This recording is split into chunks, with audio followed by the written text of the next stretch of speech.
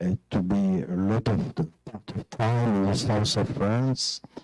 And in 1999, in PACA, we... Oh, so close. Is it better? Thank you. Okay. So in France is a very large country with different forests, and mostly we heard about the landlords. We own a large and nice forest. In the south, it's quite different. So in 1999, we have a large study made with a visionary fellow about forests in south of France. And they try and they work with municipalities, because there is coordination between municipalities, and with the intent. The intent is a large connecting system from the Alps to the Pyrenees with the firemen, and how to work to avoid fire in the forest. And after that, they say, yes, in PACA, we have a good connection, but we have no vision. We don't see where we go. So they need to create the forest observatory. And to get some data, we say now about the forest. And 8 years later, they say, now we have the data, we know what is missing, so we have to work to connect all the forest of the territory, the different parts of the forest, together. And somebody, Ricardo, it seems to me, Ricardo, talk about, forest model. And from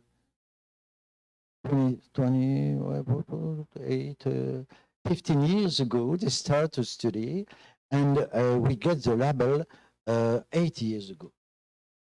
So, as you understand, this is a story made with politics, with the country, with the region, and they say we have to try to get good practice on a special territory with presenting the reflex of the territory. And they work about mountains, small mountains between Marseille, called Étoile, between Aubagne, it's called Garlaban, Montagne d'Allo. Between the littoral, we have Saint-Baume, now it's a regional park natural, and the more, it's another. So we have a geological status different, and we can see different kind of forest. Mostly in all these mountains, you have the north with large space, agriculture or deeprise, and in the south you have a lot of buildings. You have heard, I think, about Côte d'Azur. So we have to work on this part of the territory to get practice on 3 levels: the local level, regional level, and international level. Is the reason why we are here. So, first model of Provence since, not this, at this one, no, it don't work. I'm not who are. Tu peux le mettre en plein.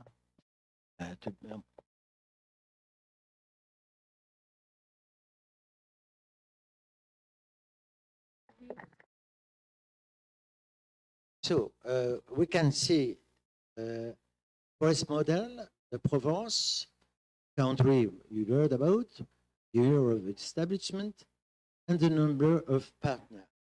Since 8 years, we start with 20 organizations. 20 organizations, we were from the municipality to the institute, research, to the teaching people, and association working and connecting on the territory all the part of the fellow working on these territories. So in 8 years, we get now 3 times. We have a website. This website, you can see it. It's a lot of experimentation. You can see, and mostly we are connected with the other part of the forest, and we share. Thank you. We share. So, you heard the main motivation for creating. When you are in France, you have to understand that we have an heritage. We have a lot of laws, written laws, and so you can't do what you want. The reason why it was very important to work about 3 different places and with different structure, administrative structure, we have to go up if we want to connect all these fellows together to work on the forest.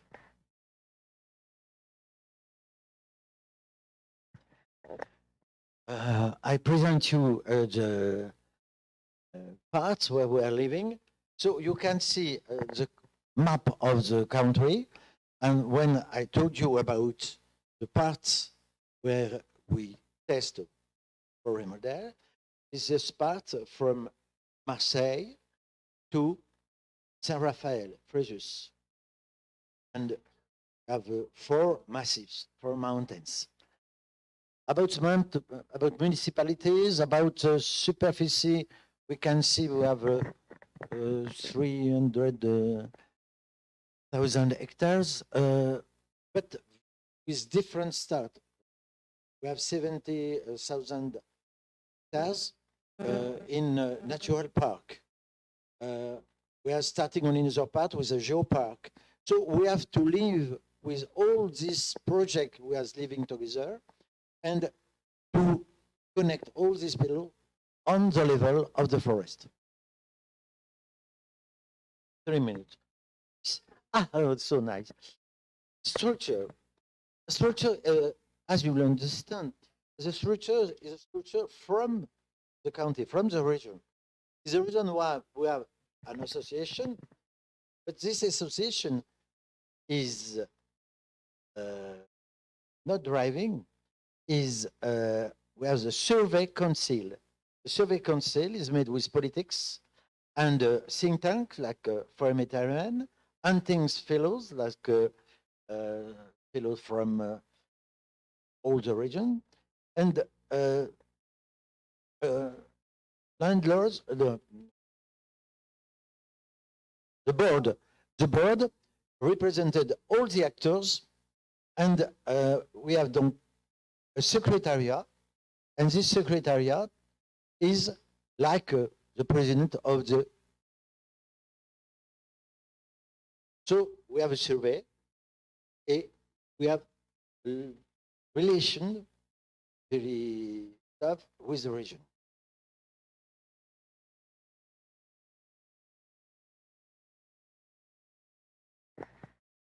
The time I think I have to talk about both. We have 2 Nicolas in the association because we have all the associate, but you have the working parts of the association.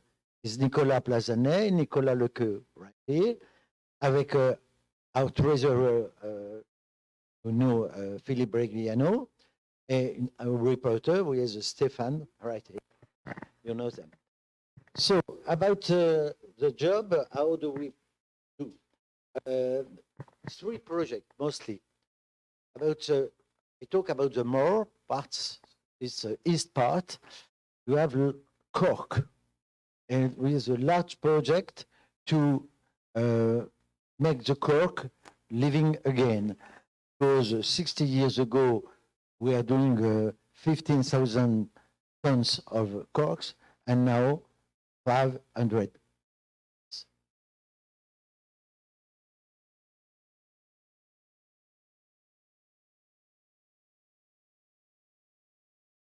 So, if you want to work with forest people, we have to work to make something with a good returns. So we're working about trees, but we're working about what is under the trees. So the arbustus. About arbustus, we are working on a project about how to do best with those production. Is cosmetic, mostly different way for using. It's like beer, different models of develop the activity with the arbustus. Structure, no.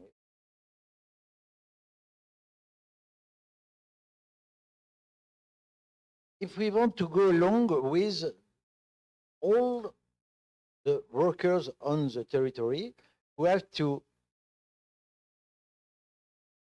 work on new plants, and we have a job with the fellow who's working with the candies. They need pistache, they need almonds, they need different products we don't produce anymore in the south of France. So now we are with 1,000 new pistachievera, which is in school, in municipality, or with agriculture. Our project is very important for us to work with youth. The reason why we are here, the green personality, no, upstairs, because there is a lot of organization working with young. If we don't start at the school, if we don't start with development young, as the population for a large part come in our country in the 20s last years, coming, migrants, there is migrants in France too. They are going from the north to the south. And we have to work with the young, because great father cannot explain to the children what was the job made on this territory in the past. So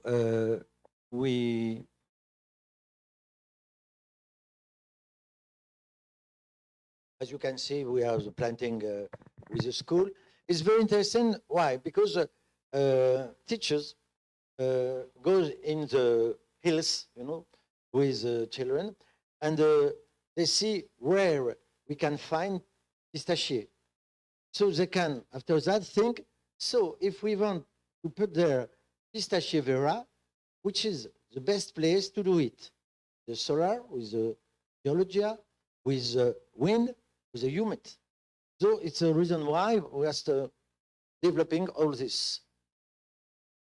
Communication and outreach, it's very important, you understand, to communicate, and you have developed a large part of communication with a magazine about the cork trees, with a special website with the cork trees, with a general website, and we have developed on the 3 years ago in Portugal, a new project. Have you heard about Forest In? Forest In, do you use Forest In? Yes. It's quite difficult, because when you make a project for 3 years, after that you have to run for another project to get the money to build new solution. So when you go, you can see on this foresting with your smartphone a lot of video for all the landlords of a small parcel of forest, and to understand what it is, how it works, and to talk, to get the vocabulary to communicate with their family about the small part of the forest they own. Okay? Thank you.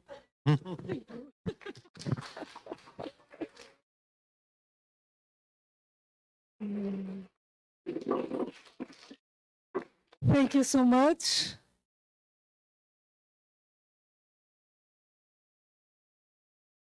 So now we will change to our colleagues from Croatia. No, that one. No, no, no, no. Don't close. I know, I know.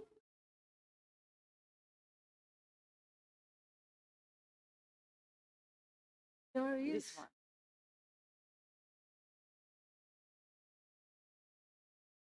But, Think it's better that I speak. no, you sit. You will sit. Yeah.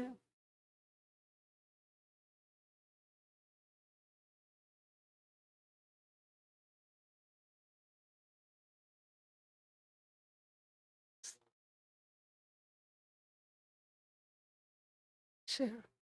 Hey. And you need to speak from the computer.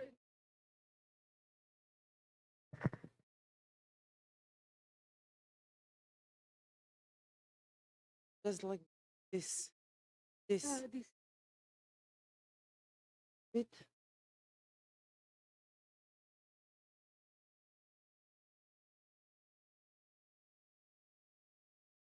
This one.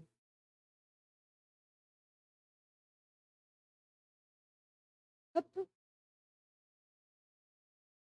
Down.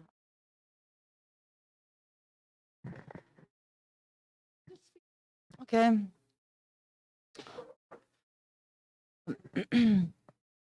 Hello, everybody. Can I have your attention? So my name is Ana Fornajar. I am the president of the Model Forest Istria from Croatia. And the title of my presentation is From Anthropocentric to Holistic Approach. Later during my slides, I will explain what actually we think about this concept of holistic approach in our model forest.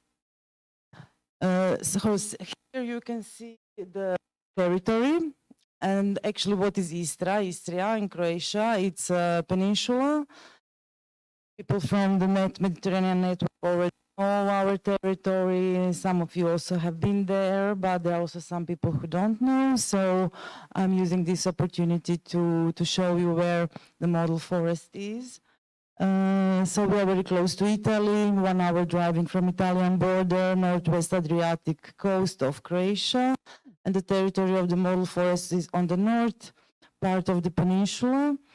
And it encompasses very big variety of the landscape. So the mountains, part of the coastline, and some hinterland and some continental areas with agriculture, rivers, lakes, and so on.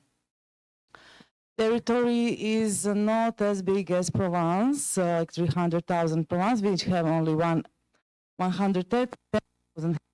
But as you were able to notice, it is almost half of the peninsula, so it's quite a big part of our region, and it's inhabited with 35,000 people. So this area is actually full of small villages, because in Istria we have towns with 5,000 people, and some villages where maybe live 100 people. And so the area is full of towns and small towns and villages. Forests actually make 60% of the territory. But forest that we speak here, that we are speaking here about, is not a high quality forest. Here we talk about this Mediterranean coppice forest, degradation types of Mediterranean forest that is used mostly for, not for furniture, but for heating or for summer production. And forestry makes very, very small part of regional GDP, and not many people are also employed in this sector. Maybe only for wood reproduction for heating or packaging. The activities of our region, very similar to Tuscany and Provence, are linked to agriculture, tourism, and different kind of services. And small and medium enterprises are are present in the territory. We have just few big industries and some public services, but some linkage between rural tourism, coastal tourism, agriculture, and model forest is actually organized here to promote more forestry, because we think that it's important to talk about forest and to present forest and to have some concept that is promoting forest as a resource, as a possibility to have some income. Model Forest Istria is established in 2013 as an association, and the concept is created around River Mirna Basin, that is and surrounding landscape. As I already said, we have big mountains on the north with good quality forest, and then we have lots of agriculture. And the main motivation was to protect the habitats of the white truffle that are coming in Motovund forest, that is now also endangered, becoming endangered due to unsustainable practices of harvesting and unsustainable practices of water management, and also forest management that is all connected. So the ecosystems are getting devastated, and this was motivation to create the model forest on this particular territory. Also because the territory has lots of forest resources. So we want to speak more about the forest values and forest resources and benefits of the forest, and also enhance diversification of income coming from the forest. That is not only wood or not only truffle, but to give some new business ideas to people, and this actually help us, this networking, because when we are coming to this kind of meetings, we always hear some ideas from different countries, what the people are doing. So we try to implement this in our territory, and some people get some new ideas, and that's how this story goes on. And we actually now here also we have 4 people from our association. So this is the possibility for the people from the territory to travel and to meet people and gain new ideas. And this was the reason for establishing. And we see also this networking, that this also helps this sustainable development of the territory. We were lucky in realization of the model forest, because we were funded in the beginning by 2 quite big European programs. First from Program Med, and then another one, IPA Adriatic. And through these projects, we did choose the landscape. Now I will just go very fast through these steps of how to create a model forest. So we choose the landscape. We decided this is going to be our landscape. We identified the partners. We created our program of activities, our priorities. We created our strategic plan.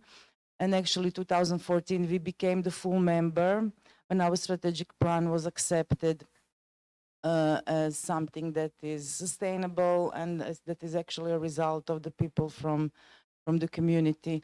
from the International Model Forest Network. They help us with funding for the project about the traceability of the products from our model forest, where we are promoting local producers. And you can follow them with QR codes and getting all the information about their products and traceability. These fundings also help us to develop our visual identity and the website. We recently changed the name. Okay, thank you. So we recently just changed the name from River Mirna Basin to Model Forest Istria, because River Mirna Basin is it's a small area. We are having territories that is much wider from the River Mirna Basin, also the coastline and the mountain. So we recently changed the name to Model Forest Istria. This is about our fundings that are not really very big after these European fundings. Now from the last year, we have 2 Erasmus Plus projects, and now luckily the third one for forest roots that are have a little bit increased our budget because we are just developing. We don't have regular incomes. We are just developing projects and competing with the projects and the different calls, national or ministries or Region of Istria Department of Forestry is maybe giving some regular income yearly for our project. About the governance, me myself here present, I'm a president. Here we have a vice president, Marino, also, and steering committee. And we also want to have public-private entities inside. Mirela from Institute from Agriculture and Tourism is also here. Our assembly these days is made of 26 members. Here you can enjoy some beautiful photos from our territory with the main attributes: partnership on the landscape and the sustainability. So with these three attributes, we can say that we have a model forest. So what are the challenges that we face, and actually our kind of they're giving us direction in which way to program, in which way to work. It's that main forest-based income come from selling the truffle and from hunting. So we don't have the wood as the main forest income, but these non-wood forest products, and as I already mentioned, there are lots of unsustainable practices about it that are devastating the ecosystem. But also people are not very, in our region, familiar about the forest existence of forest fruits and herbs and benefits for the health. So what we are focusing to diversify forest resources-based incomes and to educate about forests and their benefit for human health and well-being. And now I will explain this from the title. So what we want to change is this anthropocentric perspective about forest as a resource that to take or to harvest. Just I come to the forest to take the truffle, to kill the animal, to take some resource, to cut the wood, to a more holistic approach of living with the synergy with the forest.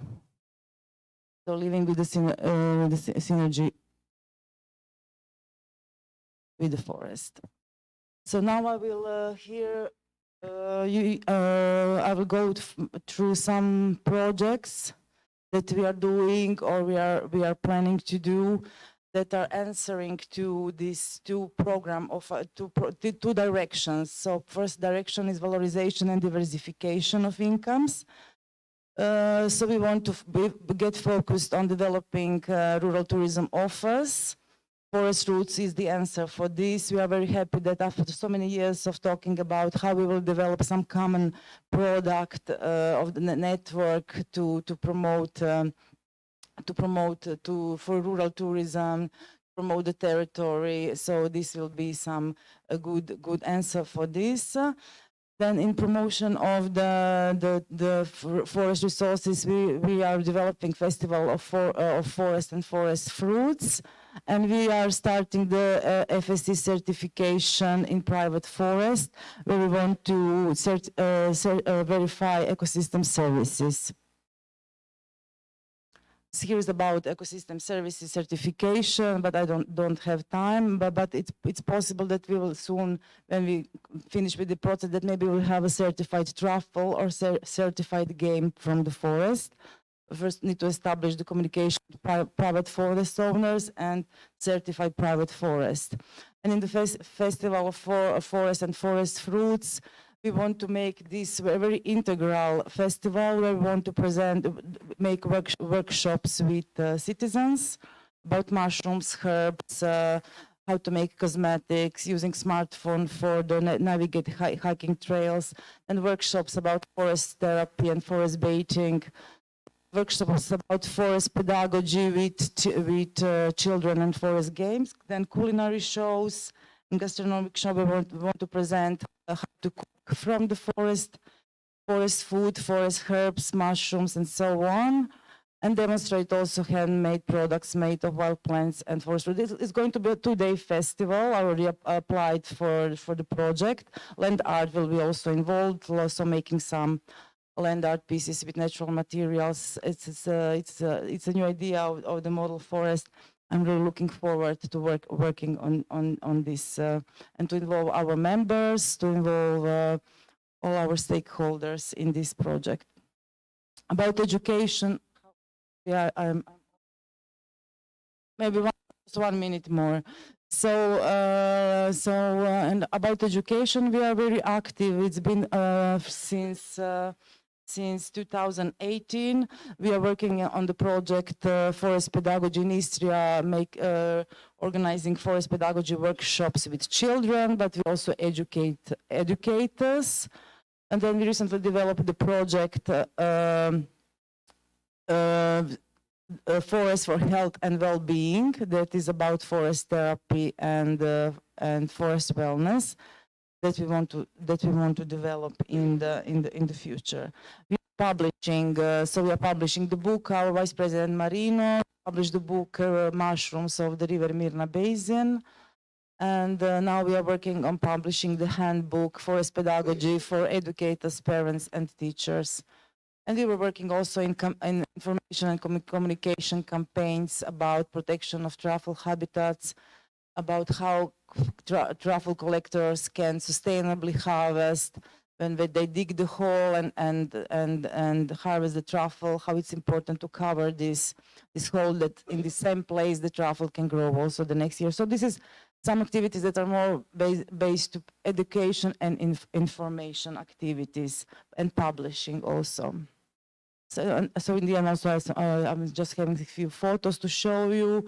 Traditional truffle hunters, hunting of animals, that we want to, this approach of we want to change with sensing forest, playing in the forest, forest therapy, using forest food, forest herbs, making new forest products that can be sold and make some new interesting incomes for our stakeholders, people who are living. Thank you. This is from me.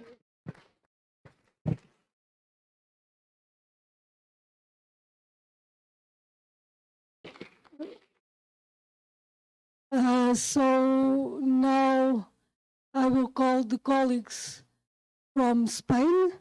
So it will be Fatima Cruz from the University of Valladolid. So it's the board member of the Palencia Model Forest, and also Laura Martin from CC4 Foundation, that it's also a member of the Palencia Model Forest, and do the technical support. No.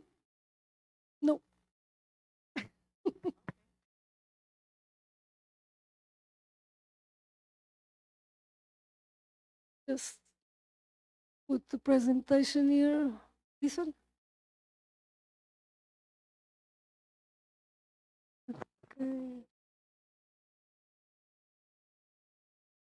Un segundo, voy a...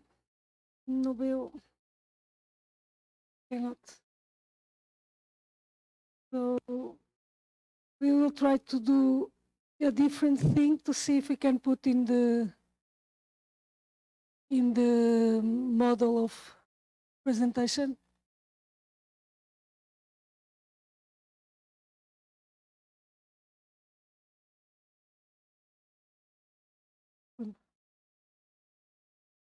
Okay. Sorry for the delay.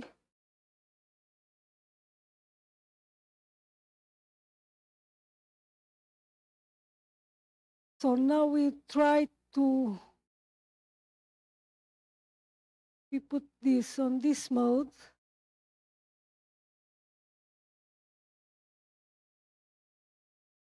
Does the slide change at home? No. At home, no. At home, no.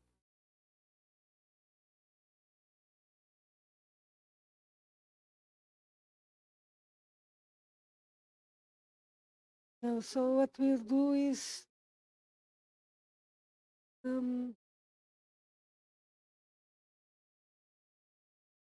so we need to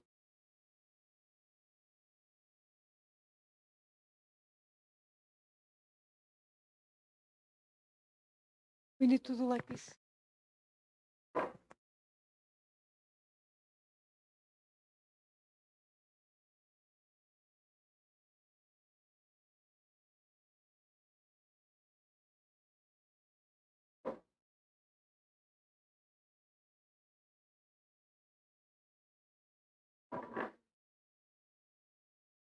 Thank you, Conceição. So,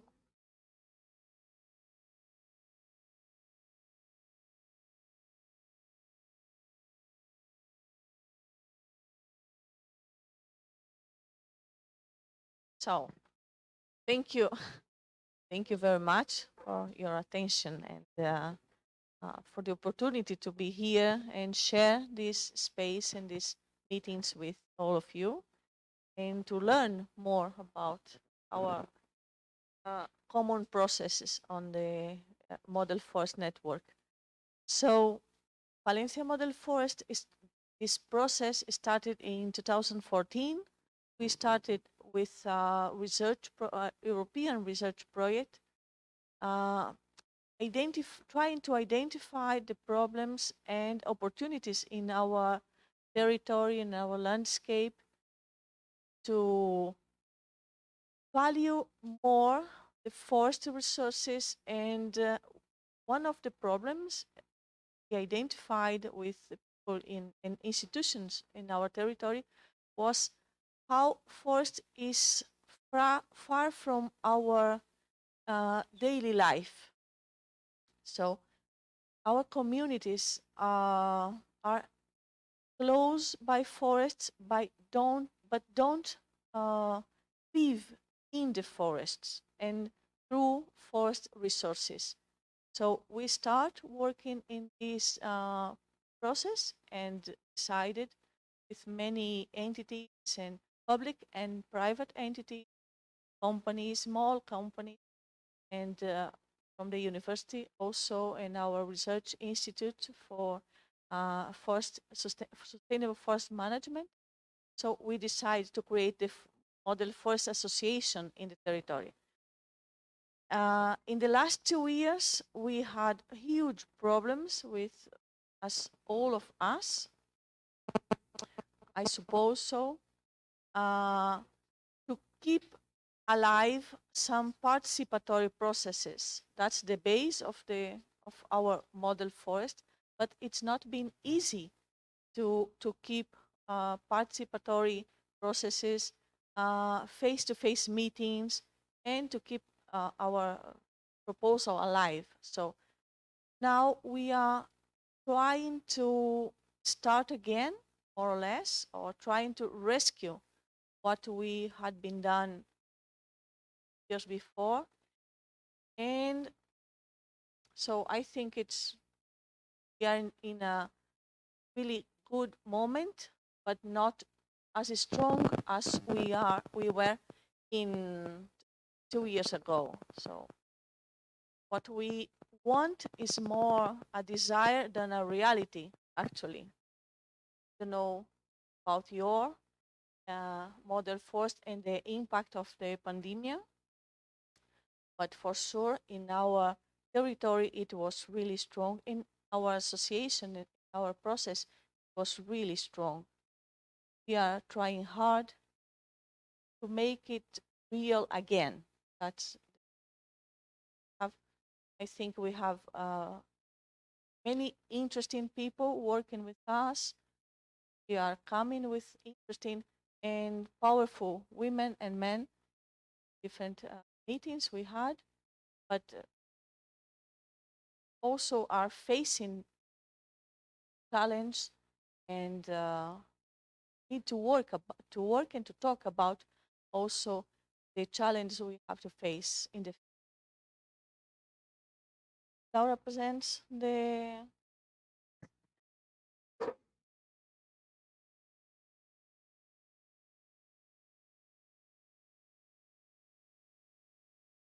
I don't know if everyone knows where is the model forest of Palencia, but it's in Castilla y León, very close from here. It's a huge area that only the 34% is forest area. I said only because in the Castilla y León, the median is around 40 or 50%.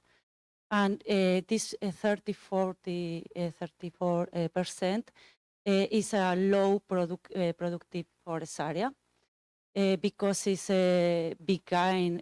increasing now the reforestation. The coniferous is the most typical that we are working with. And I say that because I think in all the Mediterranean area, when we speak about forests, we imagine the cork or the riparian river, riparian forest. But the challenge now is in the marginal lands and also in the reforestation that we made in the last 30 years. And the society is changing very fast. So we must think what is the value of this forest and if really the communities have the power of this forest. If we are really close or very far off from the forest in the rural communities. So I think the model forest network is very interesting to look for common points around the forest, and but the most important is around the communities, around the society. It's because we are here working together. So model that I think the potential of the model forest in Palencia, we have a very richer landscape, similar that here, with a lot of different parts. Also the wine, the cork. In Palencia is not cork, but there is a pine, riparian and a very strong but agricultural land. The model forest, I think, when I knew in the model forest, so I have a very recently knowledge of what is the model forest of Palencia. But I think that the most important is the people and the strong entities in this commitment that is supported by the CESEFOR that now that we are starting to involve it in this model forest. But the most important is the university, because and also the government, because the young people is who will decide about the future of the forest. And the the model forest, what I say that is based in landscape, in cultural landscapes. So the problem that we are in front of territory is the urban versus rural lifestyle, the loss of basic service, the loss of population. But I think that our weakness is also our strong, because we have a forest resource that they are waiting for us to make something with value.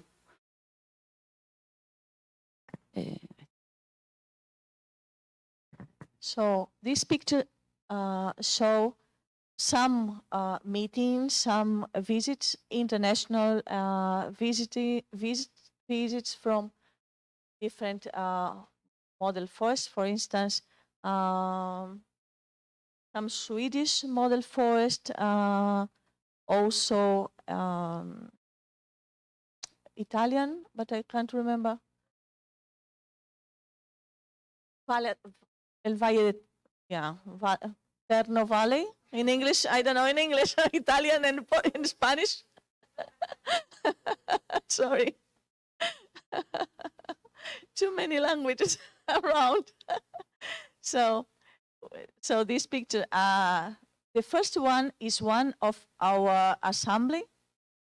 We did many meetings and workshops and also trails in the community, and to show the value of our resources. We have almost 30 public institutions, like municipalities, also provincial and regional government, taking part in our processes, but mainly private associations, and we work really hard in empowerment process of citizens and our communities, and one of them, we think that most important of them is one women association, a feminist association that reminds us how far we are from from equity in men and women. Also, some others are organic consumers organization, business associations, also forest companies or forest research companies, and so on. So I agree with Big from Montagna Fiorentina that people is the most important thing, in the most important part of the process in model forest, and we are working this way, different with different partners, with different colleagues, and trying to build this network. That's the important thing.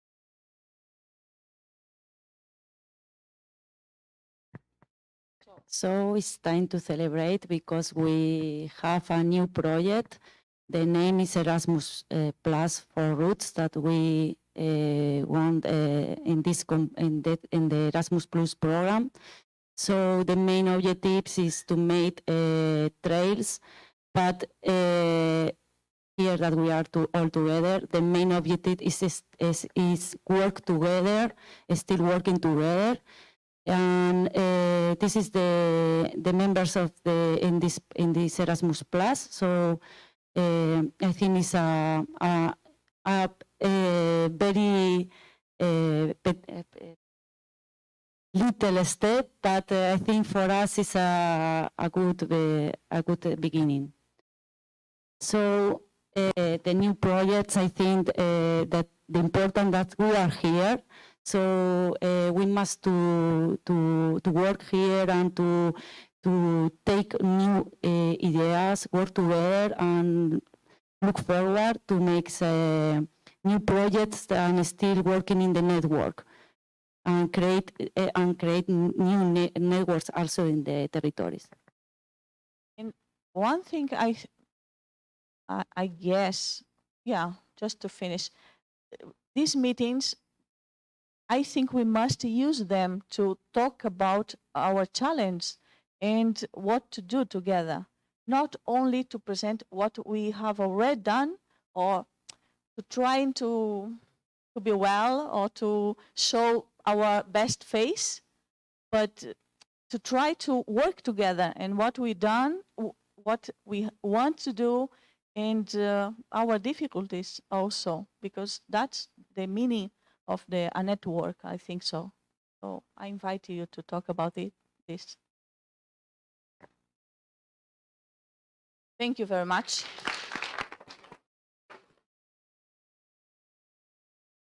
Okay. So, wait.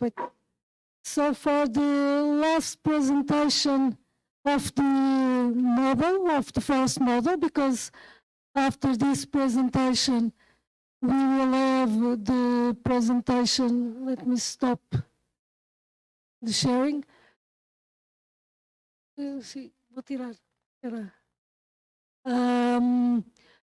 So after the presentation of the Macedonian colleagues, we will have the presentation from the Portuguese partners. Yeah, so it's, no, first you and then the Portuguese. So the Portuguese will be presenting some different management and some different ideas that we have in Portugal, so that we can discuss all together these different types of management. So, where do you have your presentation? That one? Dimitri.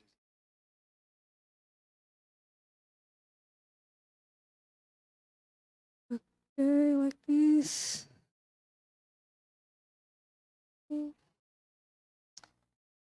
Let me just share the screen.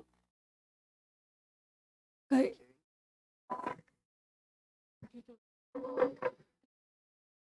Ah, okay. I thought 5. Okay. Hello to everyone. My name is Dimitris Tsiblinas. I'm a forester and currently working as head of department at the Greek Ministry of Environment and Energy. We don't have a model forest, but we are optimistic in next months to be ready. So the presentation is about Western Macedonia Model Forest Initiative. Moment. The next page. Okay. Some information about our territory. First of all, about the main motivation for creating the model forest. We would like to promote the region and its local products, to support the environmental education and learning in local communities, support this dissemination of information among partners, to exchange knowledge with other model forests, join this network, participate in European and national projects, creating new jobs, improving the economic situation is very bad this period, to increase awareness of rural populations and attract new tourists. This is the map of our territory, the region of Western Macedonia at the northwest of Greece. Some information, the area, as Tony said, is approximately 1 million hectares, one of the biggest territories. Is about 7% of countries total. We have 4 regional units. The unemployment rate is very high, about 27%. And about the forest ownership, the majority of the forests are public, about 60%. The land cover and use, the number, this time, the number of stakeholders is about 40 individuals and 11 groups. At this phase, we prefer to have active members with passion and skills. And we think that after the establishment of the model forest, to grow this model forest with new members, for me, that it doesn't mean the number something. We need volunteers active with skills. And so the types of stakeholders, regional authority, the region of course, Western Macedonia. We have one municipality, but to tell you that in the region of Western Macedonia, there are only 11 municipalities. What I saw in Spain is 92, so the law is different.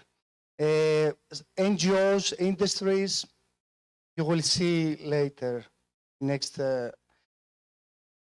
this is the groups, forest cooperatives, chambers, local communities, mountaineering associations, cultural folklore, and wood industry. About the governance, we have a General Assembly, a Board of Directors with 5 permanent and 5 deputy members, Valuation Committee, 4 working groups, and dedicated staff. You can see some pictures of my region. You can see stone bridges, some activities, sailing, mushrooms, ski center, saffron. We have one of the best quality saffron. We say the best in the world. Some traditional buildings, geological formations, parachute, beautiful forests, and the last one is from my village, a very beautiful church.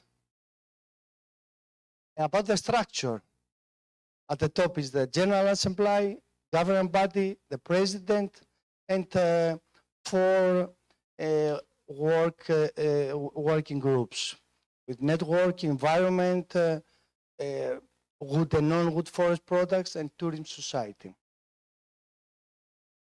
What about the funding resources?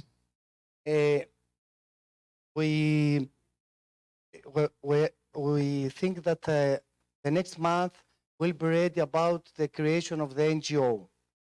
So the region of Western Macedonia, I forgot to mention that the mayor kept his,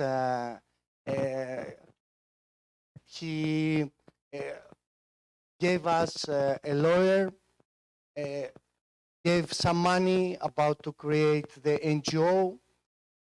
So after the creation of NGO, we submit a proposal to the region of Western Macedonia and the municipality of Voyo, some national funding to take some money, because we need to make a website, some actions.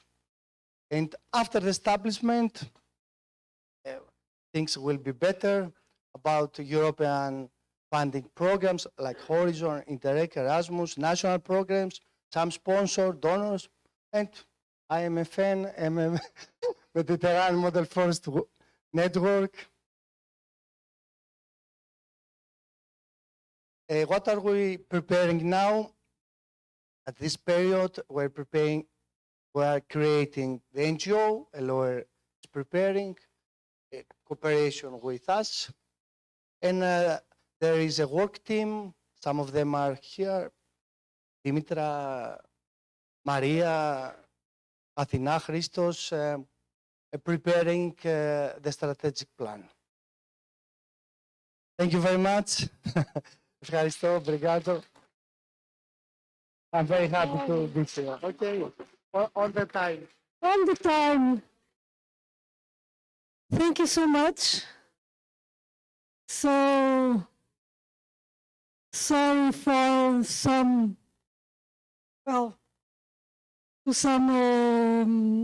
delays. So now we will pass to the Portuguese stakeholders. So, sorry.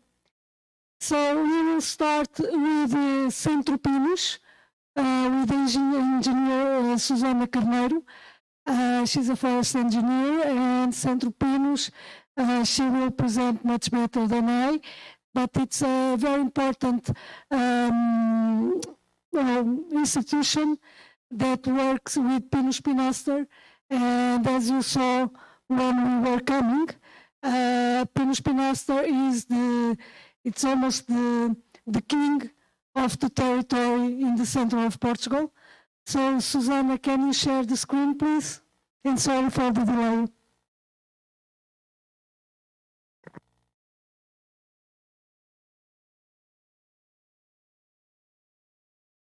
For making this presentation, and most of all for the opportunity to get to know this interesting concept, forest model, that I must confess I wasn't aware of, and to get to know this really rich network. So I will start to share my screen. Let's hope everything goes well. You're not supposed to see this. Now, presentation mode. Can you see my presentation in the room? Yes. Great. And you can also hear me correctly. Okay, Yes. So let's go. So the title of this presentation will be Small Landowners Mobilization. And I will be briefly presenting Centro Pinos, the Maritime Pine Portuguese Forest and Cluster, and also I will be addressing the challenges of implementing a model forest in small holdings in Portugal. So Centro Pinos is a non-profit association. It was created in 1999, and our main goal is to improve maritime pine forest production and productivity according to industry needs. So we act by gathering information and data about the pine cluster. We try to influence public policies. We participate in stakeholder forums, technical committees. We have a wide and diverse communication activity. We publish, for instance, technical guidelines, and we also participate in research and development projects, typically in the dissemination of the results, and we also try to influence the research agenda.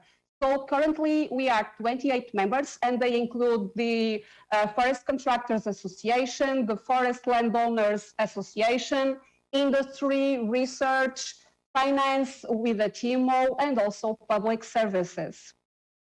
So maritime pine, it was really interesting to see you address pine as the king, because nowadays we are more like the prince. So because we are currently the third species in Portugal, because we have been losing area mostly due to forest fire, which is the biggest threat. But still we occupy 22% of the Portuguese forest with about 700 hectares. So maritime pine is pioneer, resilient species that will always have an important role in a country with so much fires and other kind of disturbance in restoring the ecosystem. We are the potential to be a multifunctional forest. So even though wood production is very important, very, very important. We also have resin production and recreation use, among others. So most pine stands are mostly semi-natural or with very low intensity forest management in small private holdings and also in small landscape units. We have a high percentage of young and uneven aged stands. About half the stands are uneven aged. And of those that we know, in fact, the age, they are quite young because of forest fire. After forest fire, we typically have a natural regeneration that in some cases it is a blessing, in some cases it can be a sort of a curse because the density is so high that it gets difficult to manage. So both understocked and overstocked stands are actually quite common. So let's look at the industry landscape. As you can see, we have a diverse presence in the territory, mostly in the north and center, which is where you have wood production forest. We have over 300 wood manufacturing sites. Sawmills are the most important. We have 255 sawmills. Of these, about 10 of them have big capacity, but most of them are small family businesses. So paper mill and wood paper mills are big, and we have 7 of them. And we also have almost 30 pellet production units. So this means that in any given region in the north and center, and in a given landscape that you are considering the governance, there is a high chance that there will be a pine wood manufacturing site that will be an important player. And it may be a small family business that maybe some people don't know, but it will have a relevant role in the local economy and in employment. So forest ownership is mostly private and with very small holdings, especially in the north and center.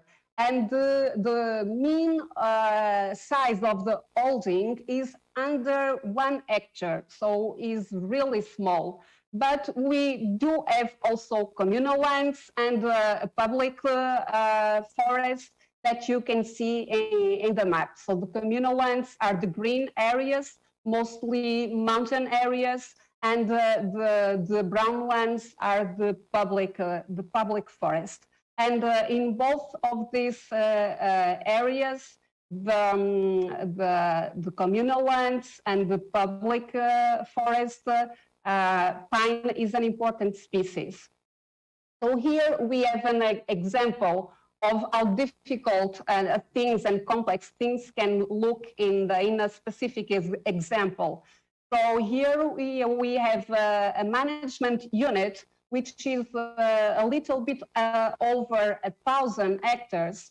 But in that area, we can find 1,500 holdings, which belong to more than 500 landowners. So, and each of these landowners have different contexts, different needs, and different opinions. It can be difficult to reconcile all these different points of views. Also, there is a situation that typically most of the landowners, which happens in this case, they don't live near their holding. They live away in the city. And those that remain typically are over 65 years old, and it's not always easy to communicate with them.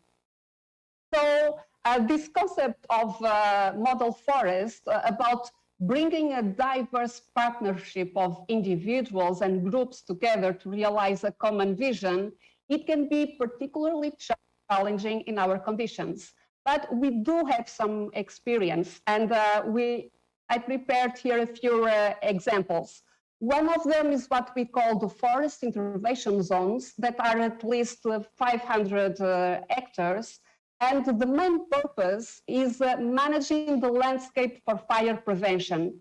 We have been experimenting with this since 2005, and by now we have 245 of these units that aggregate over 27,000 landowners. So we have gathered through this experience some knowledge about mobilizing small landowners. Recently, we have been starting to implement what we call integrated landscape management units, which are about managing a landscape for transformation. And we are currently starting to implement 70 of these. We have communal lands that by definition are about serving the local community. And currently we have a project that we have a network of groups of these communal lands. And we also have several forest certification groups that bring together groups of small landowners that can have hundreds of landowners in a common framework for sustainable management and valorization. So indeed, model forests are a promising tool for management landscapes in Portugal, indeed. And I believe we already have some experience, but we can go much further. And I thank you for your attention. I invite you to email us, visit our website, and follow us on social media. I'll be happy to answer any questions that you may have today or later. And I bring this back to you, Conceição. Thank you very much. Thank you, Susanna. It was a very good overview of our reality. Sorry, I need to switch off the microphone from the other computer. This is a mess of computers today. So what we will do, we will continue with the presentations, and then we will have a session of questions and answers. But thank you. It was really, really good. Thank you. So now I call Domingos Patacho, that is from Quercus, from MGO from Portugal. And he will be presenting his experience and sharing some thoughts with you. And it's this one.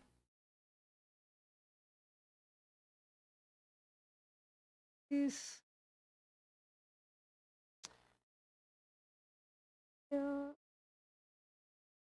Okay, please.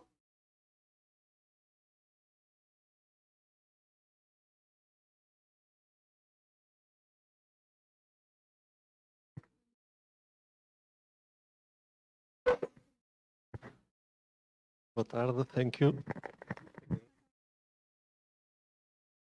Okay, good afternoon all. Sorry, my English is not very good. I tried to be brief. Okay. So I am a member of Quercus, which is a national NGO conservation area and forest area too. Try to do a little of our experience.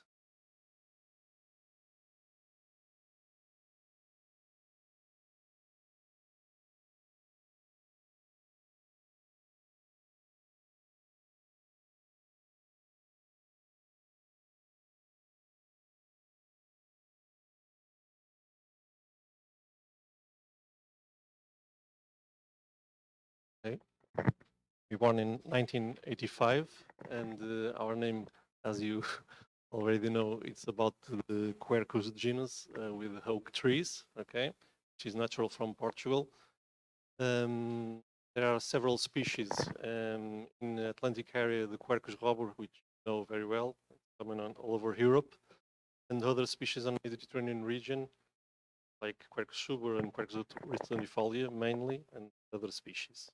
There are some hybrids and new species in economy, but I talk about that because the area is not sick. So the you know very well the International Model Forest Network and the Mediterranean Model Forest Network, but the thing we saw is are not. There are several different concepts of that. So you have a network, which is very important, but some countries have their own concept for a model forest, okay, which is different. On landscape scale, you know, the partnership with the stakeholders, conservation and sustainability of the management is very important. And this is a general concept, not official one, but so this, or maybe in other continents, considers important the participatory process, sustainable development, contribute to achieving a global objective, reducing poverty. In Europe is not so much. Climate change, combating desertification, sustainable development goals, other issues. So, but in Portugal, what we have a national forest strategy, have 7 regional programs for management forests, okay, which is called PROF. And in that 7 management programs, we have 22 model forests, which are not in your network, okay? 21 of them are mainly in the Mediterranean region, and 1 of them in the Atlantic region.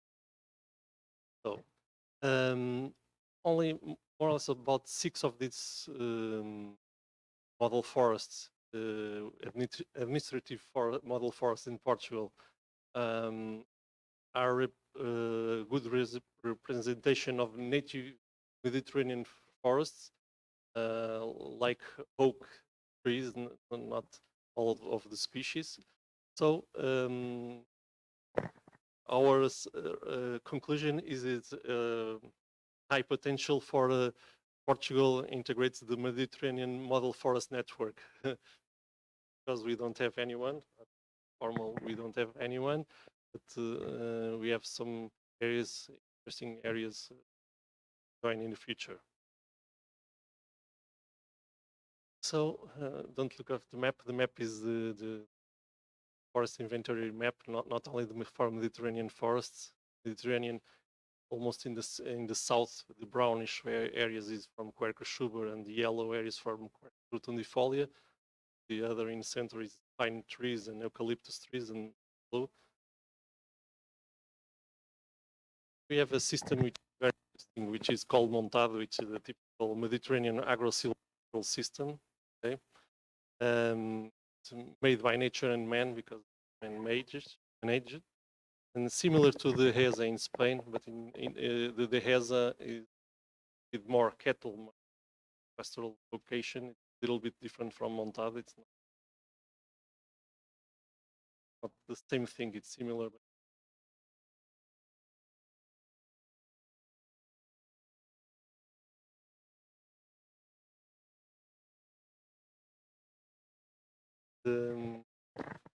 the Montado area of Quercus suber and Quercus rotundifolia is main about 1 million hectares, but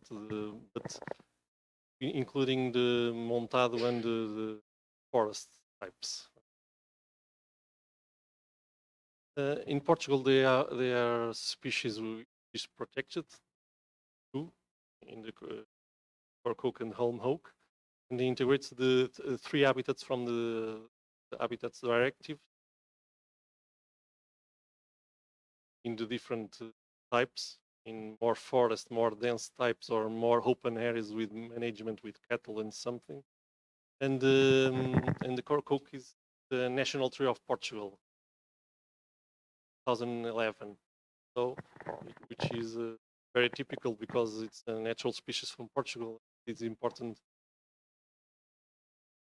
industry and to social economy areas of Montado.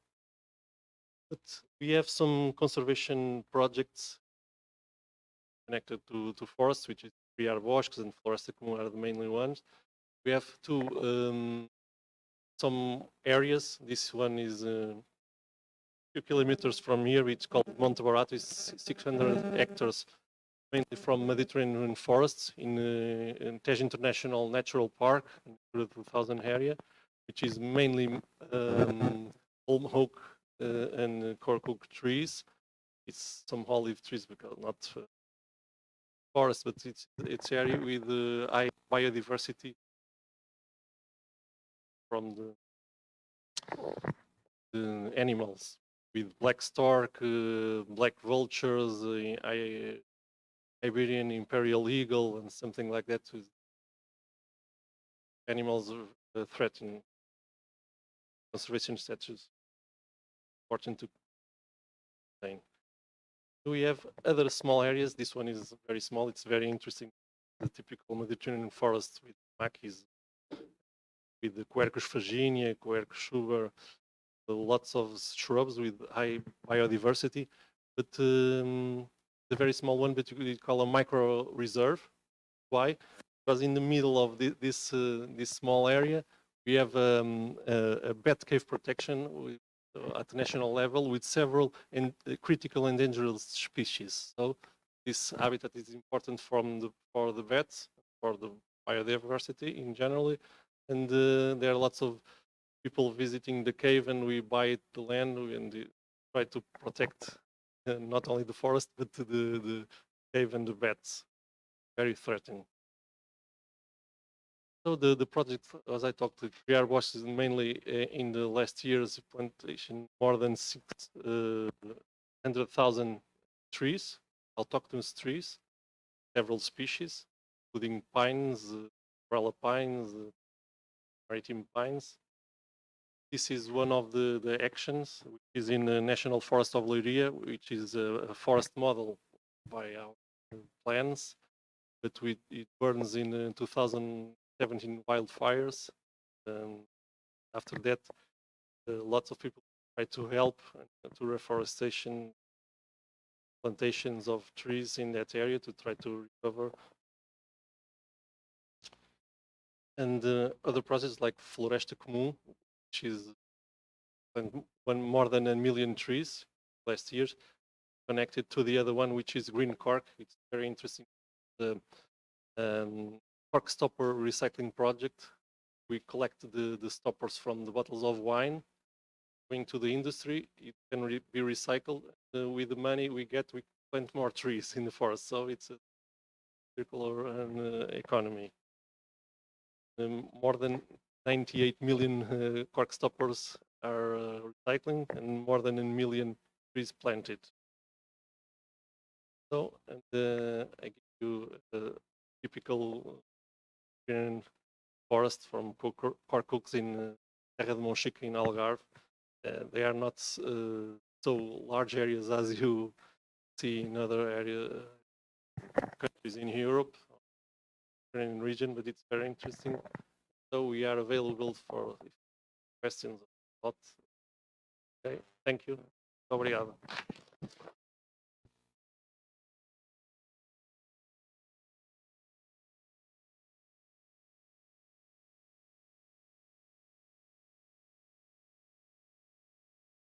Now we will pass to our other stakeholders. So from the Institute of Nature Conservation and Forests, so it will be Engenheira Andrea Gonçalves.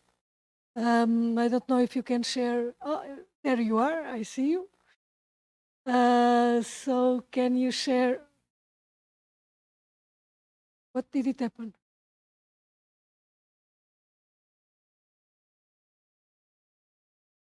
Seems that I did something, didn't I? Rita?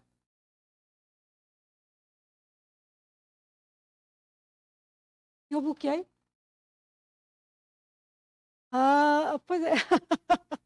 Ok, não, vou mudar para outro computador.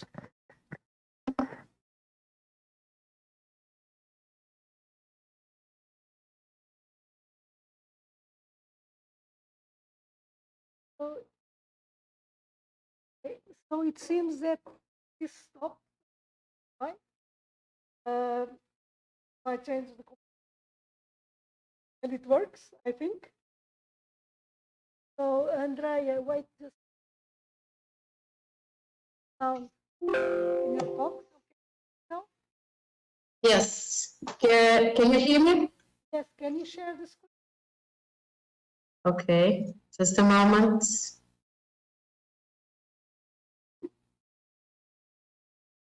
Can you see this? The presentation? Moment, because I need to get a computer. Mm-hmm.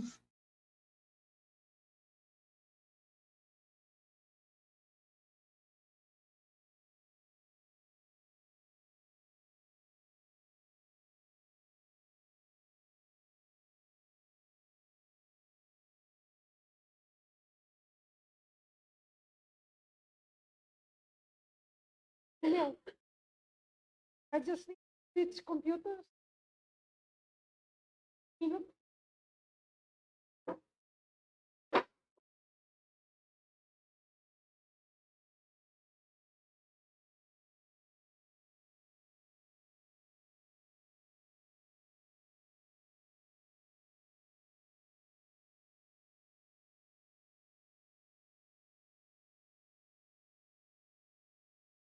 Because we have the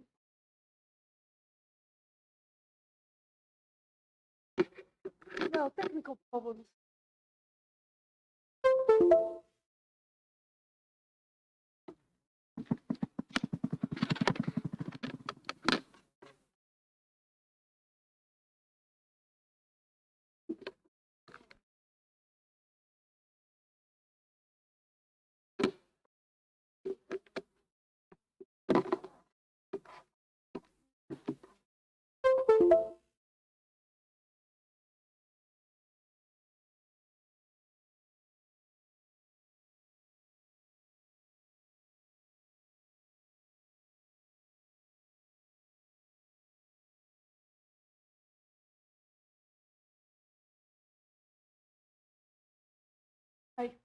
Now you can, sorry.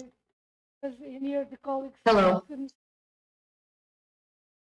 Good afternoon to you all. I hope you are seeing in good conditions and hear me too. Can you put in the Yes. perfect. Perfect. Okay.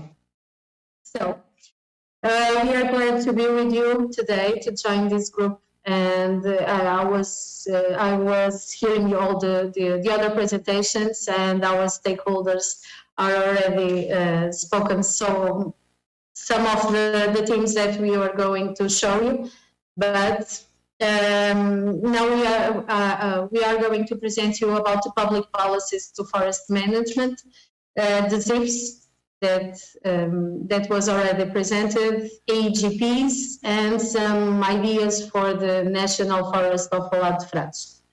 So the framework and the forest policy guiding principles that are in the base of all of this planning in Portugal are the national strategy for the forest, the basic law on forest policy, and some legal regime that are defined here. So these are the bases for all the planning that we are made in Portugal. About the regional forest management programs that was already spoken for by our colleague already. We have seven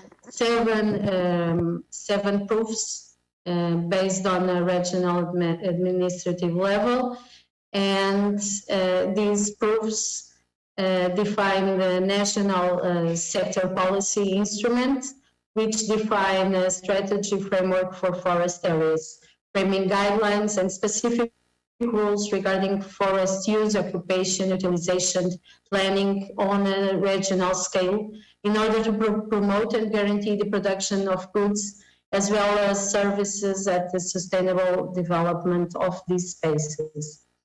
So these proofs give us a multifunctional approach to forest spaces with guidelines through the preparation of the forest management plans, PGFs, for individuals and private individuals, and for the public entities. Give us the intervention rules in forest areas and limits the area that can be occupied by eucalyptus.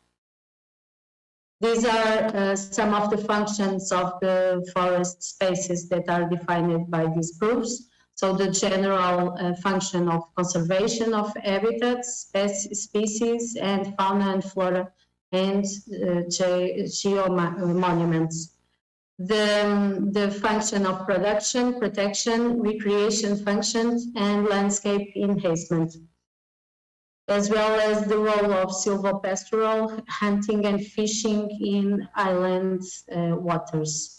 As you can see by the image, these are the functions that are defined for each region of Portugal. These guidelines give us some the policies that can be adopted by the forest intervention zones that were implemented since 2005 in Portugal. These forest intervention zones came from a problem that we identify in Portugal about the small private holdings that were already spoken. These holdings with less than 1 hectare at medium.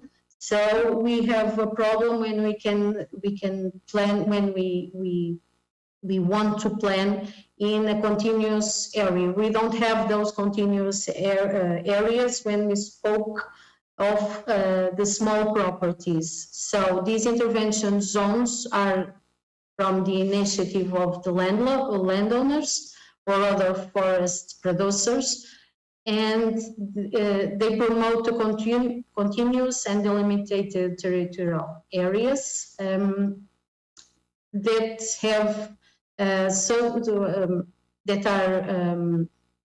that have a mandatory forest management PGF throughout these territories, which complies an active management of these areas. These were the main idea of these forest intervention areas. We have those implemented in Portugal, as you can see by the map, 245 ZIFs, covering almost 1.7 million hectares. Around 300 members from 84 different management entities. So this is the scheme of this evolution. It was well spared by the country.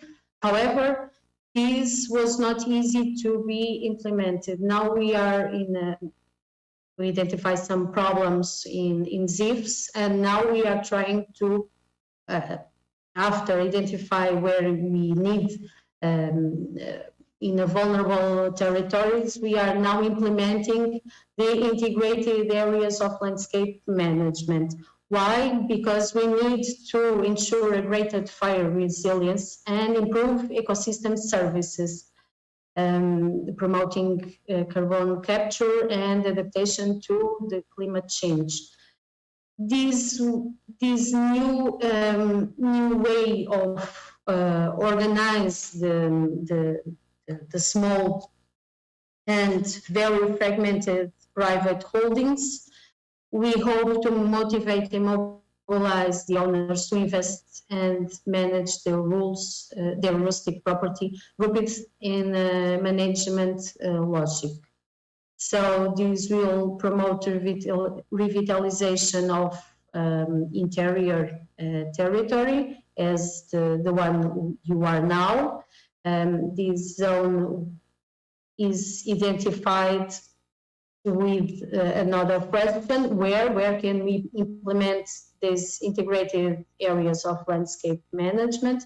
So by this map, you can see where it's on the vulnerable territories. So they are at the level of the local administrative division on the mainland, where more than 40% of the territory is under high or very high rural fire hazards, according to fire hazard chart that we have. There are other conditions.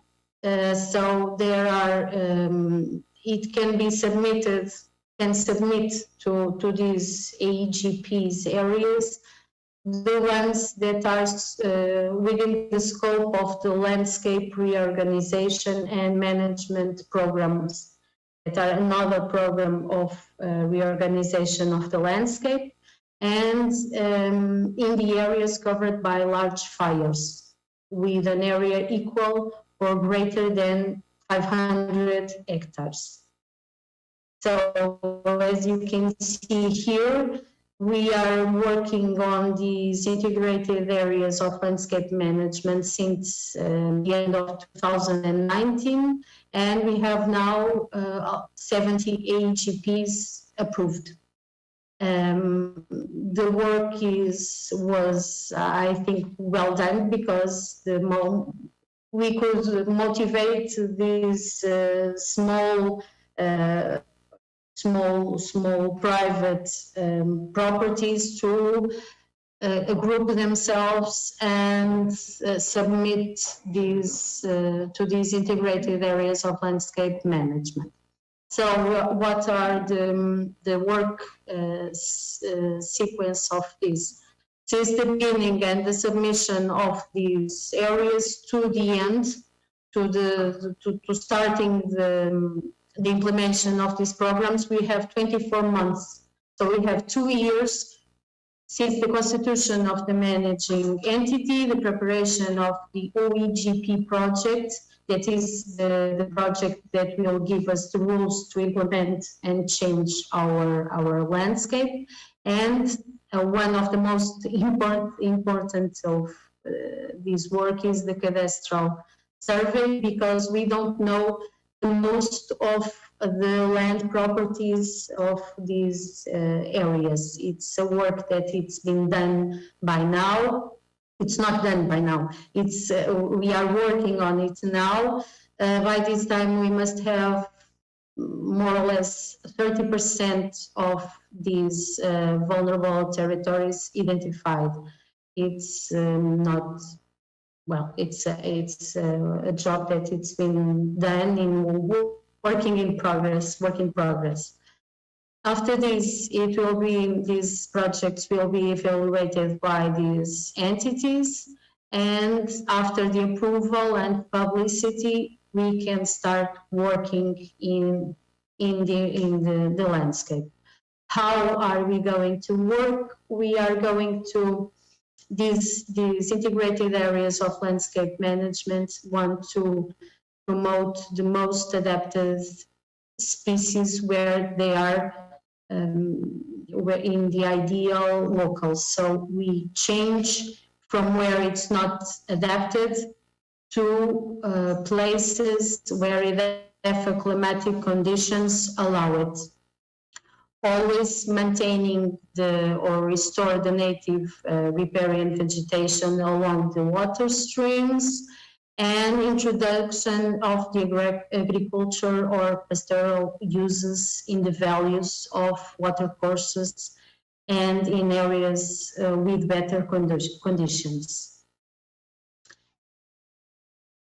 This is an example nearby where you are now, Vila de Rei, submitted this. Okay, I'm finishing 2 more slides and it's the end.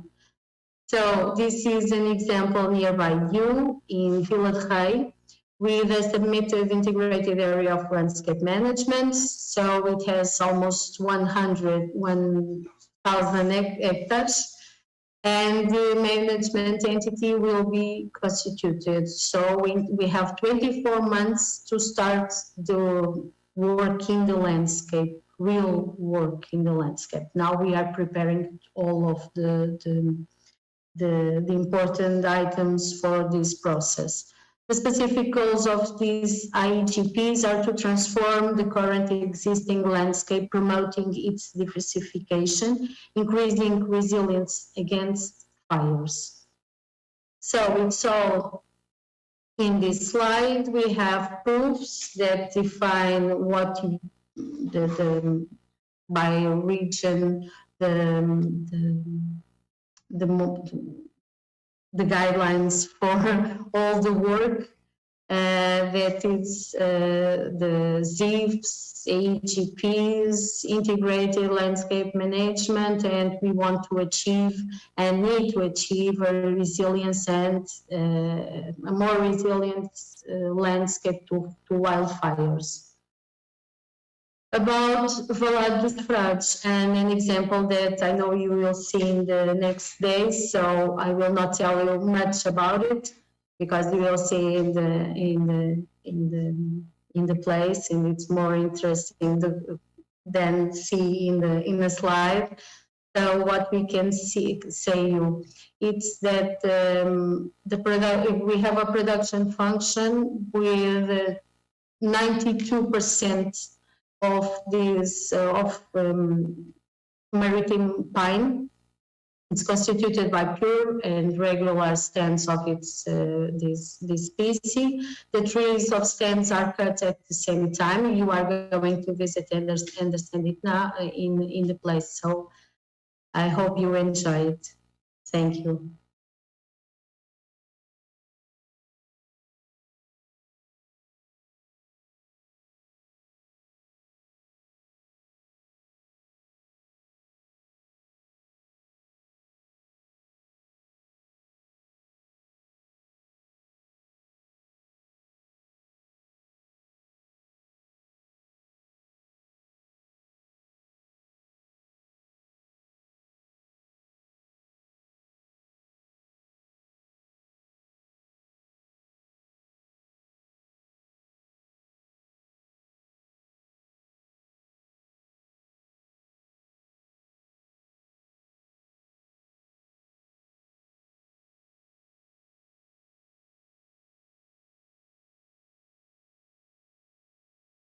I'm there now.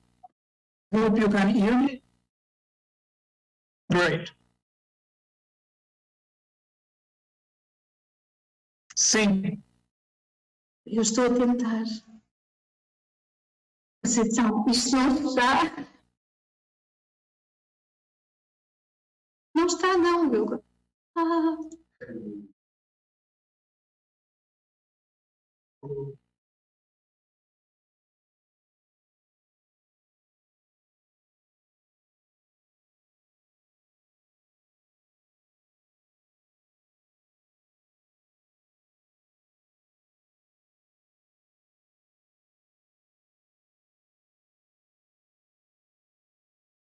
Good. We've done it.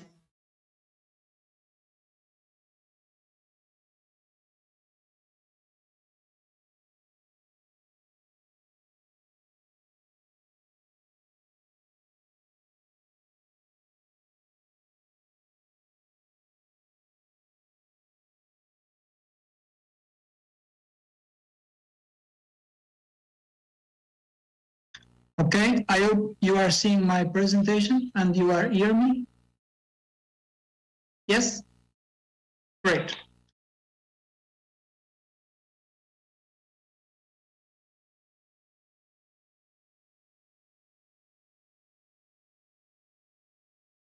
Okay, great.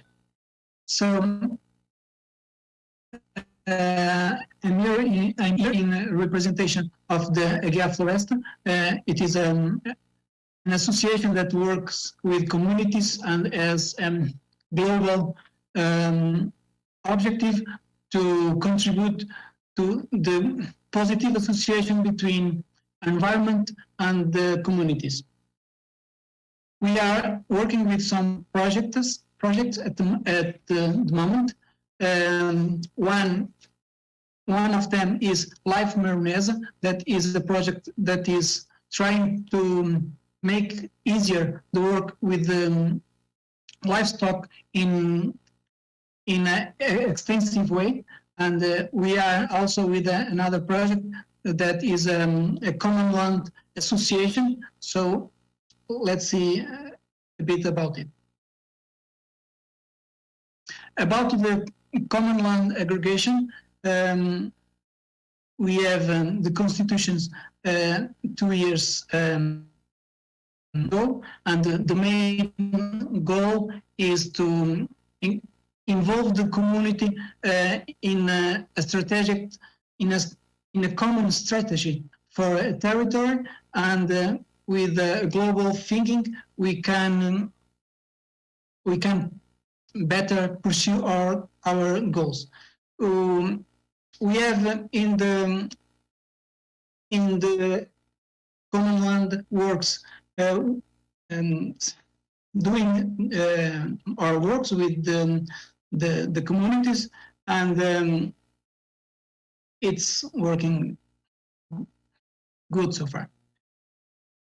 Okay, I will not spend much time with this.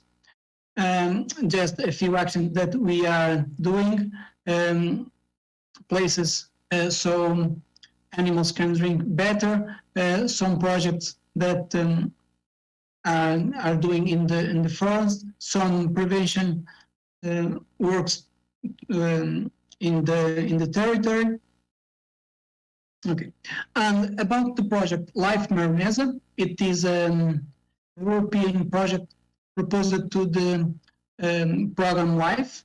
It has 4 main promoters: the Aggregation Floresta, that is the project manager, the Associação de Criadores de Maronês, that represents the breeders of the autochthon breed Maronesa, one main breeder that have some good practices that we want to replicate, that is named Casal da Bolsa, and the technical guidance and the coordination is being doing with the IPB, and that is an institute here in the north of Portugal. The Maronesa breed is a cow of the mountains. It's a smaller cow when compared with other breeds, and it works well in the mountains because it is adapted to the irregularity of the territory and of low productivity of the soils. This project is working in 4 main areas, and the main object of the project is to let breeders understand the positive impact they can have in the landscape. So a correct management of the livestock can contribute to the increase of the organic matter in the landscape. So we have some carbon sequestration, and we have some work in the prevention of wildfires. But all of this is needed to be conciliated between the objectives of the project and the needs of the farmers. We are working directly with the farmers. We have assessing the kind of vegetation we have. We are doing some characterization of the territory and the technical planning needed to can organization and prepare the actions. And we have some actions that aim to make the logistic of the farmers simple, more simpler. Here, as we have an example of cattle sleeves in the livestock in the management in an extensive way. Animals can get real wild, and we want to contact with them with the minimal stress. This is a design of a cattle slave that is thinking and preconized, taking in mind the animal welfare. It is described as an anti-stress cattle slave, and we are preparing some of these prototypes along the 4 municipals of the project, so the different breeders can do in an easier way the work with their animals. We have some logistic components of the project. Here we have some in the fences. We need to pass with our vehicles, but we don't want to the animals go through. We are implementing this Canadian type cattle passage. And we are working with the monitoring of the animals, so we can know where the animal is grazing, associate that with the impact they are having in the vegetation, and we are monitoring in the monitoring actions. And at the end, we will have a documentation of the positive impact of the animals in the landscape.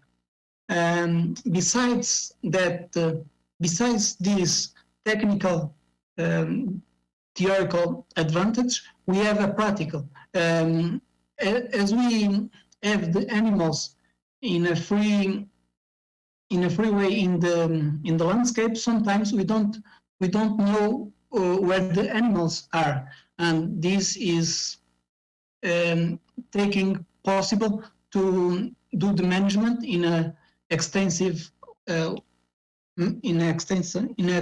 way, in an easier way. We are helping farmers to have better infrastructure to give the food to animals. This kind of structures that you can see here is a structure that you can move from one places to another in an easier way along the landscape, and you can give food to animals in a more easier way than traditional. Here we have in the monitoring actions. Along at the end of the project, we want to understand if there are changes in the type of the vegetation. So in some samples spots, we are doing this very detailed, so we can have a scientific documentation of the impact of animals. Yeah, okay. Here we are reporting with the works with the farmers, so we can motivate them to follow this kind of practice. And we have in our website lifemarinese.eu a virtual visit to the project that if you can assess and you can understand better what we are talking about, and the kind of actions we are working with. And all we know the importance of the four pillars, and that's definitely true. We need to take care of the environment, but we can't forget the economic and social perspective of the farmers, because in one way, if they don't have sensation of a good life, they will not have young farmers to replace the old ones, and the institutional entities we are trying, and it's our objective. They understand better the work the farmers do in the landscape. So institutions and farmers, they can trust each other and they can work together. And that's it. Thanks for listening. Please address your questions.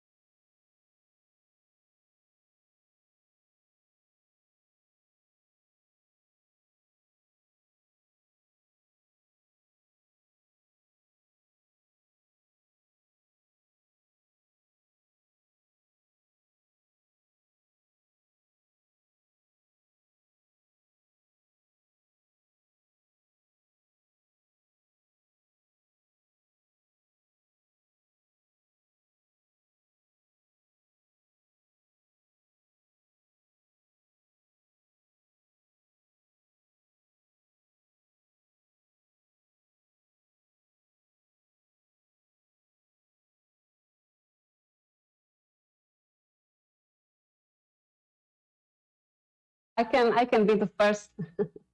I think we have a lot to gain from sharing these experiences, because we all face challenges, but yet we all of us are learning, and we can benefiting for sharing our experiences. I find it particularly interesting how diversifying the economy around the landscape and around the forest is a common trend. And I believe that in Portugal, we are also seeing this, and maritime stakeholders are also very keen in diversifying the forest for multiple purposes. So I believe this flexibility and takes us further. Thank you.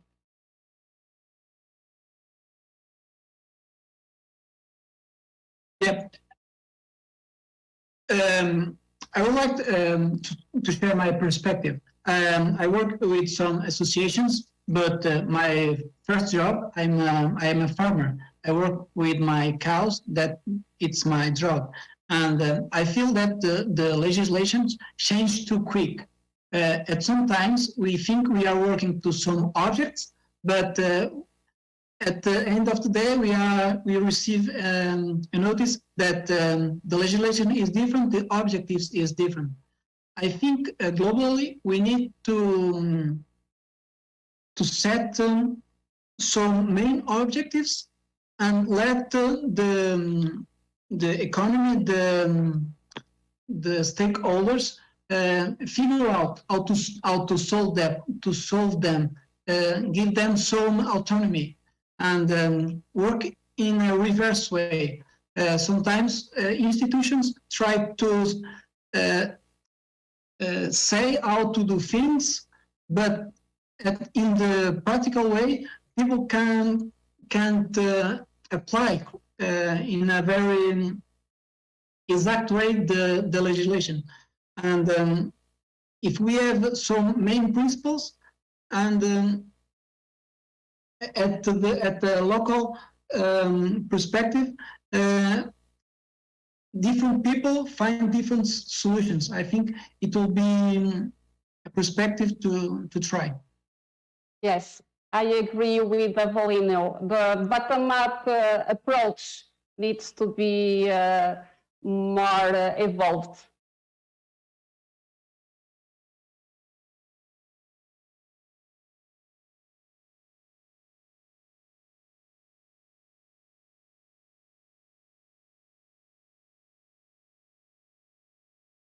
Well, I think that this integrated way of looking to our landscape and the benefits we can reach from this multifunction way of seeing the land, involving people, like Lynn was talking about. It's very important that all of this is made of it's a puzzle.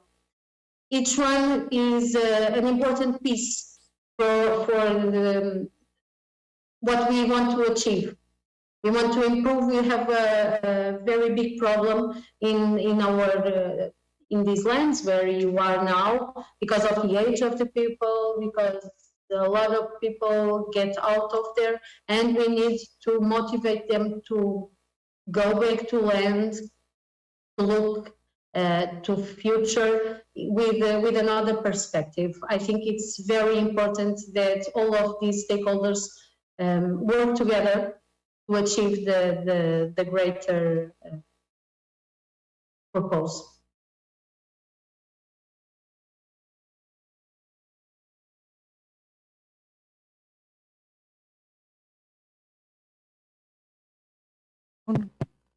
So I'm speaking everywhere. Oh, so many things. Domingos, you want to share your thoughts? Here. I think, okay. Okay. I think they have two questions here. One of them is the importance of the stakeholders, because it's not only the private owner decisions or state administration decision. You need stakeholders like promoting, but at least in Portugal's case, I think the scale it's important because compared to the international scale, the tropical rainforest in Amazonia, the model forest have 4 million hectares. In Canada, with 1 million hectares. Other examples you saw in Europe, near 1 million hectares. But in Portugal, I think it's very difficult. The large areas, 1 million hectares, it's all of the areas of cork, oak trees and home trees in Portugal. It's all large parts of the south of the country. So if difficult to have the stakeholders engage with so many different interests. So if they are small areas, it's more viable. Just an idea, because the country, the people, and the legislation, like Evelina said, is always changing. First we have the ZIFs, the conservation zones. Now IGPs, and the object is similar one to the others, but just thank you. Perfect. Let's continue. So, If you allow me, I would like just to share a story that Domingos reminded me. I think that actually it's so difficult to mobilize so many different small landowners that I think Portugal can actually be a pilot and inspiring for everybody, because the truth is that we currently, with all the difficulties and reality that we have and we described, we have functioning units that are managing hundreds of small landowners. And I had a few months ago a webinar about maritime pine in Australia. And in the last year, they have not been planting. And so we asked him, Owen, why aren't you planting maritime pine? And he said, oh, but the holdings are too small, and they are 200 hectares, which for us, they look giant. So we always say it is difficult to agree where you are going to have dinner when you have two people. If you have a group of 10, it's more difficult. Here we have hundreds and thousands, and we believe we have a common belief that we are going to make it. So I believe that we have a lot to share in this network. thank you. Richard, you have your hand up, so. Yeah, thanks very much. And maybe not so much a question, but maybe a couple of comments or observations.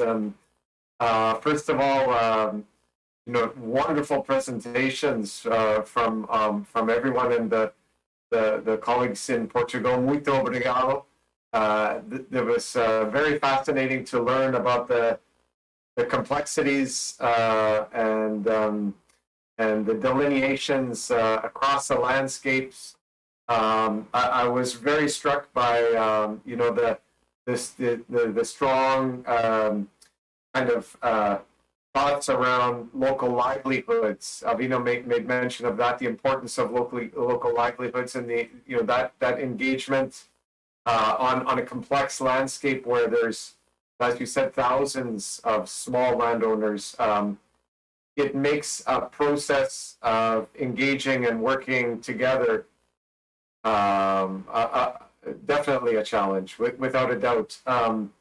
I guess what I could say is we do have, maybe not to the same level of degree, but we do have examples of a lot of local stakeholder engagement at maybe not that minute scale, but I know, for example, in Eastern Ontario in Canada, the Model Forest, there's 1,500 local stakeholders that are engaged through a woodlot association.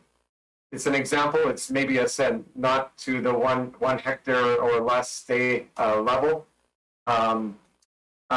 Really was also struck by the management units for addressing wildland fire and the challenges around wildland fire management.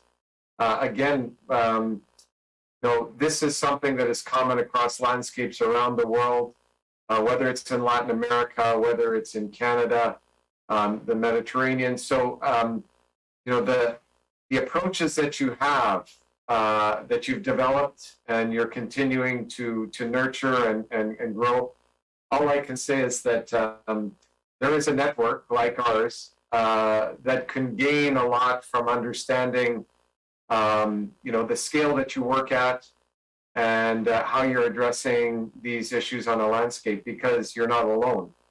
Local livelihoods, wildland fire, you know, the nurturing, whether it's Quercus or Pinus species, particular species, that's all very similar in many ways. And the last comment is just about the landscape.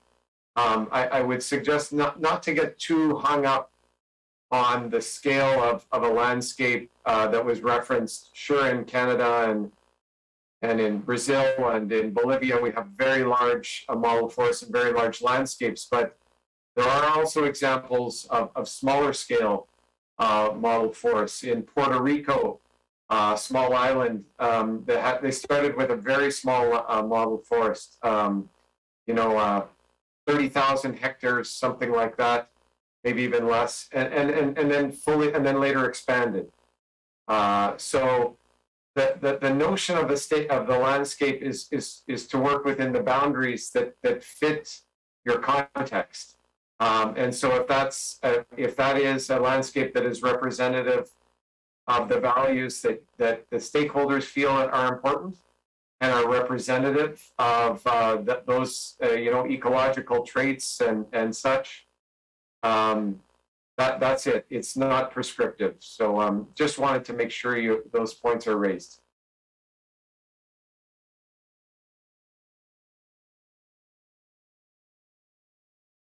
So now we are from the audience. So come here, please. So the audience was shy, but now it isn't. Now.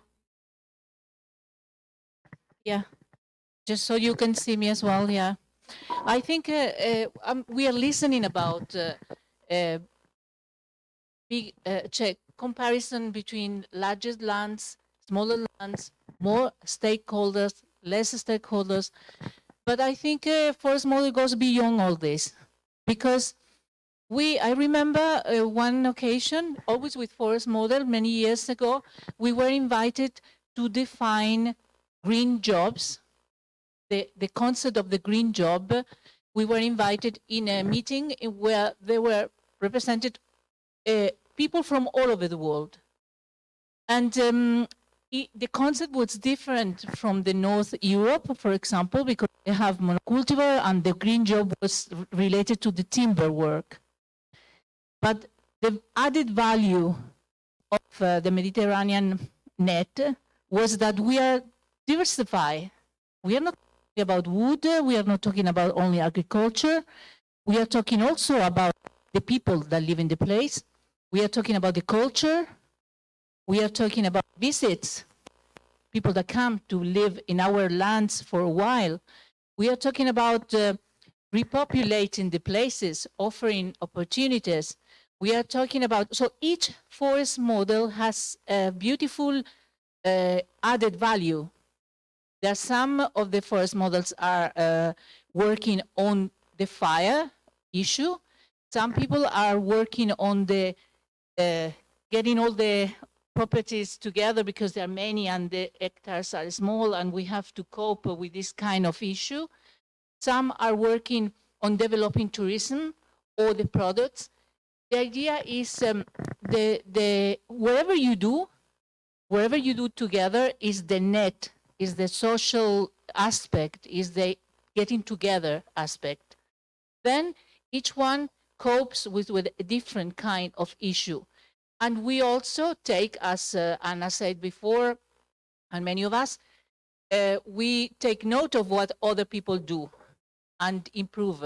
Now in this Erasmus, we are talking about education, for example. Each one has presented what kind of activities do for the education. And we all have many things. I remember when we were in Italy, we presented many different things, each one of us. We will do maybe another meeting, or we will do work together about creating jobs and which kind of jobs we can create, each one in each field. Bringing back the people to the land. Somebody here from Portugal was talking about breeding animals is a difficult work, and Yes, yes, Avellino. And it's a big issue as well in Italy because people are living, and as I always remember, every day we may need, I don't know, we need a mechanic for the car once in a year. We need a lawyer never, maybe, but we farmers, producers, we need every day because we eat. We want things made of wood, but we don't consider what it means as a work. So all these kind of different aspects are important. One thing that is powerful in the forest model is the governance, is that it's a net, is that everybody together. And we can share strategies to run this in an easy way. To cope with many people is difficult, but also to interact many different things is difficult. Hunters with environmental defenders, with farmers is difficult, but the net is the power. You managed to do it, like each one of us invented something. We divided in sections, somebody else is doing something else. But to copy, to interact, I think is the power of the forest model, different from other situations, other organizations. Here we are, the territory interacting all together, each piece. If it's big, it's big. If it's small, it's small. Depends. Each one has different characteristics. It doesn't matter. No comparison. Australia is Australia. Portugal is Portugal. If it's small, we start small and then we grow. If it's big, we try to organize in a big way. Doesn't matter. That's. Thank you so much. It was some nice thoughts. Very good. So, sorry, let's carry on. So, some more questions, some more remarks, comments from the audience in here, from you at home? No. Everyone is really tired. This was a very challenging. Well, not only with all the technical stuff, but also with the presenters, because it was really nice and with such a great information from all of you. So it was, for me, it was really a learning afternoon. So if you at home don't want to share any more thoughts, here in the audience, you also don't want to share. Everyone is really tired. So we will close this session. I really thank you all, you at home, for staying this long with us. You in the audience in Centro Ciência Viva da Floresta, also for the great talks and discussion. And hope to see you somewhere, and let's think about engaging different stakeholders, working all together, because that is the solution. It's to work together and not being with our back turned to the other. So thank you so much, and hope to see you somewhere in the forest, if it's good. Okay, thank you. Bye-bye. Bye-bye, thank you. Oh, let me show you the audience. Wait. Let's see if this doesn't break. Let's see. Okay, so now sorry. Now I will switch the microphone and all these things, and thank you so much. Okay. Bye-bye. Bye-bye. Bye.